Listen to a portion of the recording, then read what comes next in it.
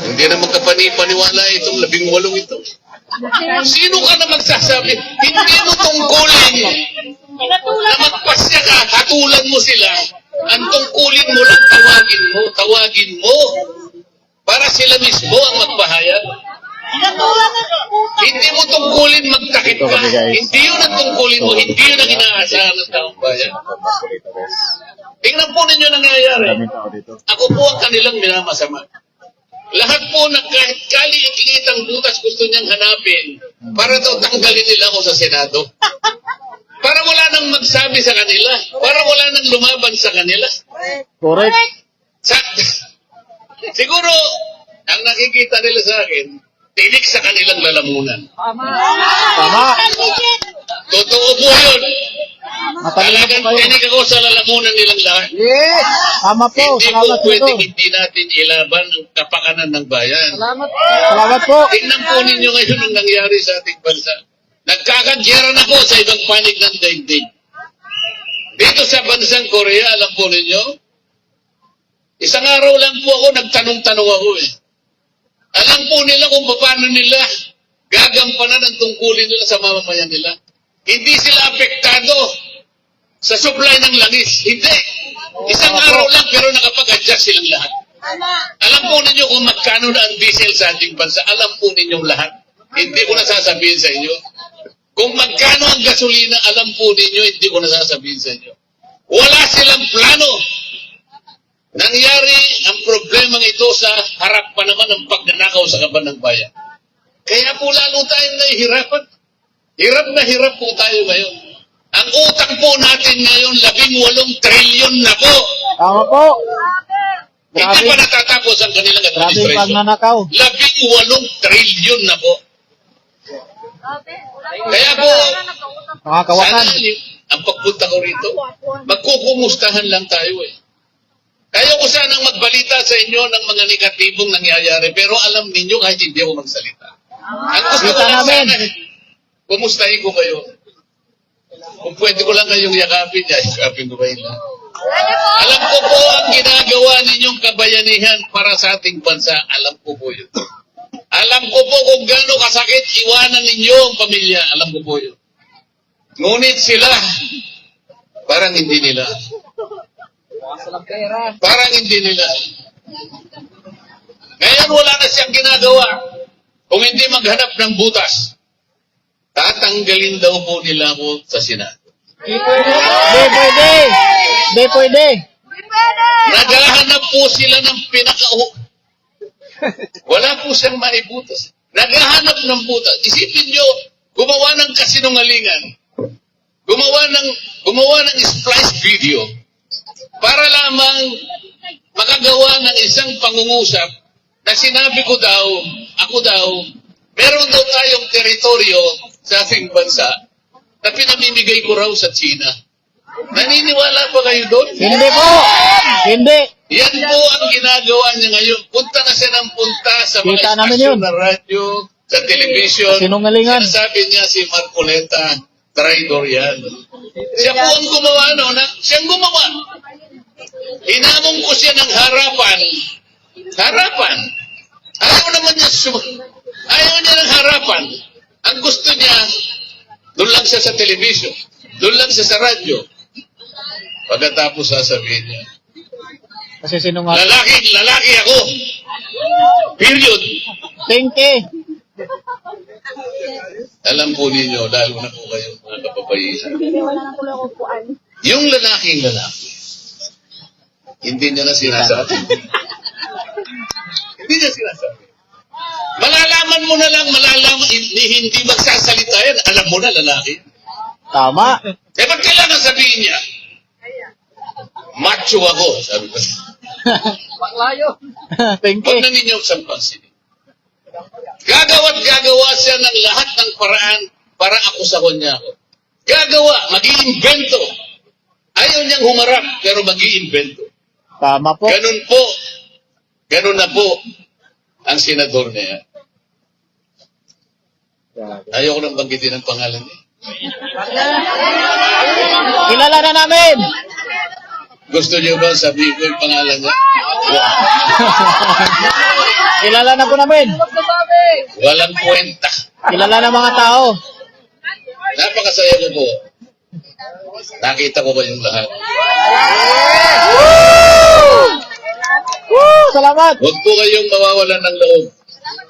Laban lang. Huwag kayong mawawalan ng Daming pag-asa. tao rito, guys. Si Tatay Digong nandoon sa The Hague. Ngunit, alam ko yung tao, kayo pa rin ang iniisip niya. Wala na ako nakilalang taong katulad niya. Ako po, sinadya ko ring puntahan siya doon para magpasalamat ako sa kanya dahil malaki po ang itinulong niya sa akin para manalo ako bilang senador.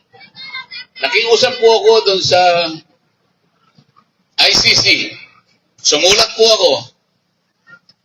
Sabi ko kahit ilang minuto lang, gusto kong makita yung dating Pangulo ng Pilipinas. Hindi po nila ako sinagot pero pinilit ko pa rin pumunta. Baka sakaling kung makita nila ako na nandun na ako, nakikiusap ako sa kanila, baka naman pagbigyan nila ako. Nakatalawang araw at kalahati po ako, nakikiusap ako. Ngunit ang sabi nila, magpit po ang tuntunin, hindi nyo naman po siya kamag-anak at hindi naman po kayo kasama sa kanyang legal team. Kaya pasensya na po, hindi nyo siya pwedeng puntahan. Ang sabi ko ganito, totoo po, hindi ko siya kamag-anak at hindi rin po ako membro ng legal team. Ngunit, itong taong ito po, kailangan ko siyang makausap ng personal sapagkat ang taong ito ang tumulong sa akin ng napakalaki para maging senador ako ng aming bansa. Tama. Ayaw ko siyang sulatan, ayaw ko siyang i-text, gusto ko masabi ko man lang na personal sa kanya. Kauli-ulian, nakikiusap ako sa inyo, sabi ko. Kung hindi ko man lang siya makausap at ayaw nyo kong pagbigyan, kahit na 5 minuto lang, makawalan ko lang siya, pwede bang pagbigyan nyo? Hindi nila ako pinagbigyan. Ganun po ang nangyari. Pero hindi ako nawawalan ng loob. Ang pinanalangin ko po, sana magtakal ang buhay niya. Amen. Sana makauwi siya. Yes. Para sa ganun, kahit sandali lang, magkita kami. Nasabi ko sa kanya, President Digong, maraming salamat. Kagaya ng una tayong nagkita nung sinabi mo, ikaw ang nakipag-usap sa akin. Pinilit mo ako na lumaban ako bilang senador ng ating bansa. Nanalo ako, pinagbigyan kita. Ang sabi mo kasi, Dante, matanda na ako. Ang gusto ko darating araw, huwag sanang magtagal yung araw na yun, maging senador ka ng ating bansa. Mahalin mo ang ating bansa. Yan po ang bilin niya sa akin. Yan ang bilin niya sa akin. Alam ko po ang pagtitipon na ito ay kaugnayan sa kanyang araw ng kapanganakan. At nilalayon nyo rin na sana sa lalong madaling panahon ay bumalik siya sa ating bansa. Yes. Yes. Ganun din po yung layunin ko. Nagkakaisa po tayo. Huwag kayong mawala ng loob. Darating ang araw po. May awa ang Diyos. Nagkikita-kita tayong muli. Yes. Amen. Itama po natin ang lahat ng mali. Wala pong matatakot sapagkat ang ginagawa natin ay para sa ating bansa. Gumawa na sila ng gumawa, bahala sila sa buhay nila. Tama. Ngunit ako, mananatili akong magpapaalala sa kanila. Mali ang ginagawa nila.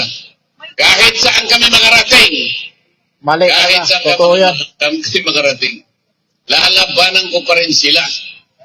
Sapagkat kayo Kawatan, po, abusado. katulad po ninyo, kayo pong lahat na nagsasakit para sa ating bansa. Kailangan po natin ilaban ang karapatan ninyo. Ano man ang mangyari, kahit hanggang saan tayo makarating.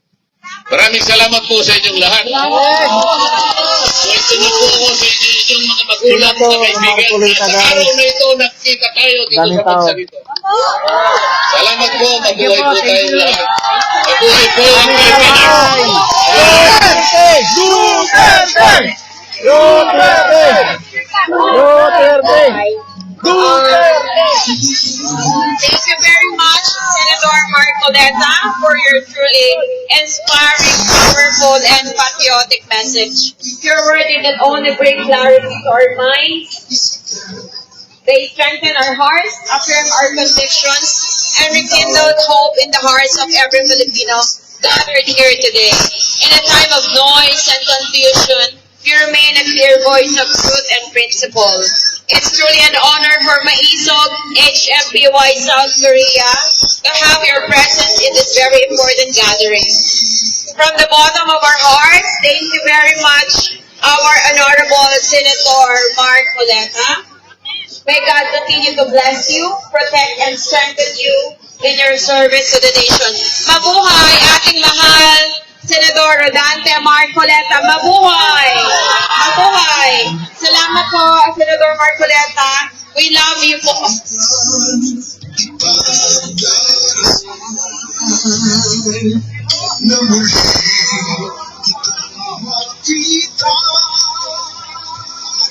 Pilipinas, may pagkakasama.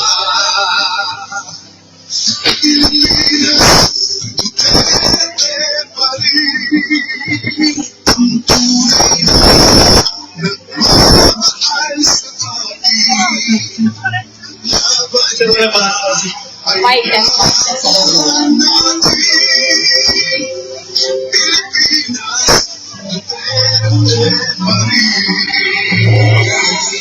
Pilipinas, Duterte pa rin.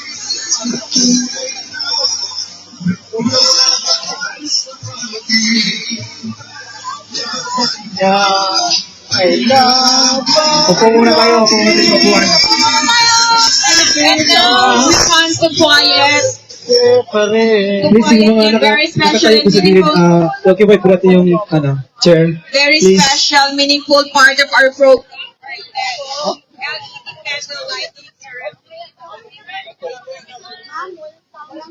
Tinatawagan po natin ang ating mahal na pastor, Pastor Fidel Beltran. For the light of each candle symbolizes hope, unity, conviction, and enduring love for our country. We invite everyone to join us in this